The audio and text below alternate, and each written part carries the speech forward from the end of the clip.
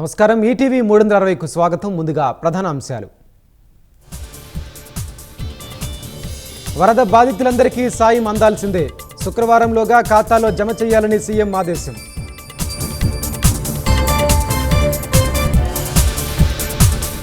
మద్యం దుకాణాలకు నేటి నుంచి దరఖాస్తుల స్వీకరణ. 11న లాటరీ ద్వారా ఎంపిక, 2 ఏళ్ల కాల పరిమితి. నేడు కర్నూలు జిల్లాలో సీఎం చంద్రబాబు పర్యటన. పుచ్చకాయల మడలో పింఛన్లు పంపిణీ.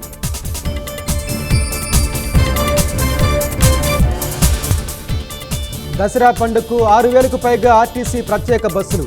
10% రాయితీతో టికెట్లు, అదనపు రుసుం లేదన్న అధికారులు. జమ్మూ కాశ్మీర్లో నేడే తుది విడత పోలింగ్. కట్టుదిట్టమైన భద్రత నడుమ కొనసాగుతున్న ఓటింగ్.